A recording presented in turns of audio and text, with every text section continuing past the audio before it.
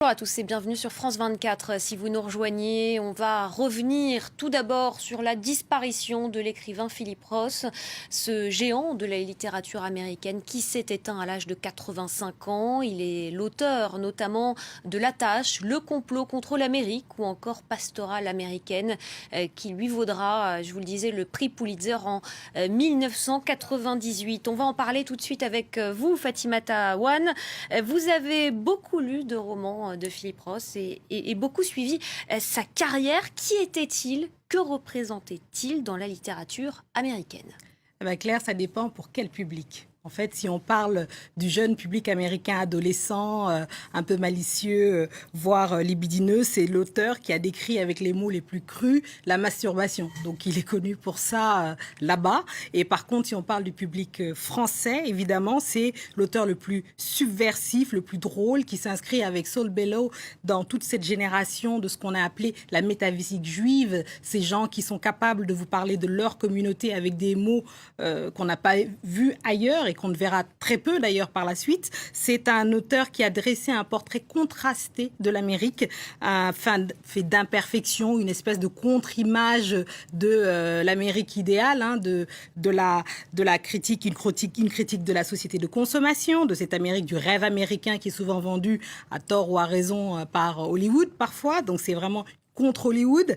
Il parle de sans phare, avec une langue riche, drôle. Sa traductrice, d'ailleurs, a un mot que j'aime bien, elle s'appelle José Camon, elle est connue pour avoir traduit quasiment toute son œuvre, dit de sa langue qu'elle était très journalistique, c'est peut-être pour ça qu'elle plaît énormément et qu'elle a plu énormément aux journalistes, mais riche et difficile à rendre en français, mais néanmoins, elle a réussi à le faire. Donc c'est vrai que cette version, elle a l'avantage d'être aussi bien lisible en français qu'en anglais.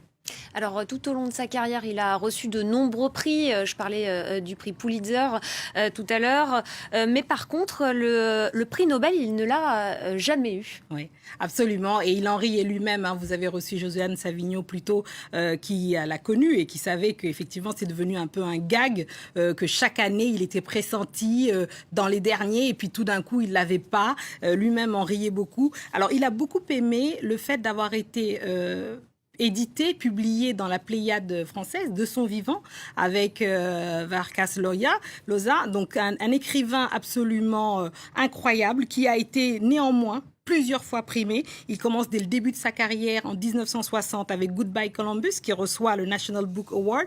Ensuite, il aura le Faulkner Award qui pour Opération Shylock, une confession qui est un ouvrage absolument fantastique. Le prix Franz Kafka pour l'ensemble de son œuvre qui n'est pas un petit prix.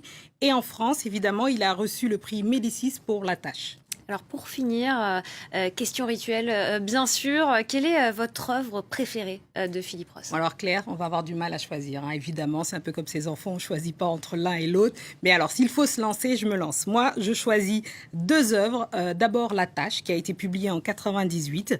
C'est un livre complexe, avec une narration très étudiée. Alors certains m'ont dit on a du mal à rentrer dedans. Je ne suis pas très sûre de ça. Laissez-vous porter par cette narration, laissez-vous porter par cette œuvre et ce personnage, Coleman Sick, professeur de lettres classiques, qui est forcé de prendre sa retraite parce qu'il a utilisé un mot qui a on va dire un sens double en anglais et qui passe pour raciste. Donc il est exclu, sa femme va mourir de ça parce qu'il y a tout un tas de rumeurs, etc. qui vont circuler sur son compte.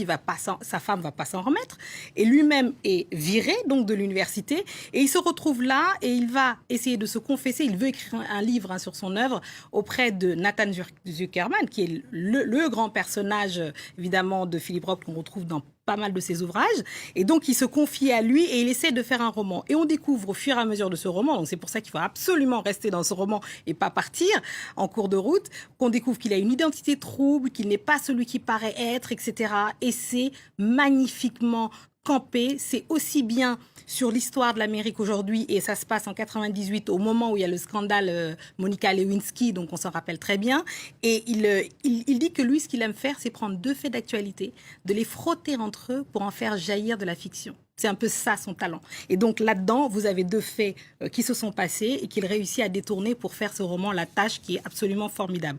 Alors l'autre évidemment qu'on ne peut pas évacuer, c'est Portnoy et son complexe. Portnoy c'est qui? C'est un jeune qui s'appelle Alexander. Alors on suit toute sa vie. Alors au début il est jeune, il est adolescent. Alexander Portnoy. On va dire qu'il a un sexe qui l'embête un peu. On va dire qu'il est tout le temps en train de se masturber, ou en tout cas, il y pense tout le temps. Et donc, en toute occasion, un sexe qui ne le laisse jamais tranquille. Donc, il se retrouve dans la salle de bain, je vous dis une scène hilarante, où il se retrouve dans la salle de bain avec sa mère à la porte qui frappe en lui disant « Mais qu'est-ce que tu fais ?» entendant des bruits un peu suspects.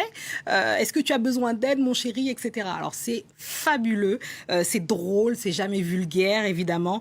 Et à titre personnel, si je peux rajouter quelque chose, il est, selon moi, contrairement à ce que certains ont pu dire, le meilleur rempart contre l'antisémitisme. Parce que figurez-vous qu'une jeune fille comme moi, sénégalaise à Dakar, a pu lire ce livre et se sentir proche d'une famille juive américaine de Newark sans jamais rien y connaître. Et justement, parce que cette connexion qu'il a réussi à établir, cette amitié, on va dire, à travers le temps, fait que justement, il ne peut pas y avoir d'antisémitisme parce que l'ignorance, c'est évidemment la mère de tous les racismes. Et en connaissant ses œuvres, on ne peut pas être antisémite. Voilà, en tout cas, ça donne envie de redécouvrir son œuvre. Merci beaucoup, Fatimata, voilà, pour cette disparition de ce géant de la littérature américaine qui s'est éteint à l'âge de 85 ans.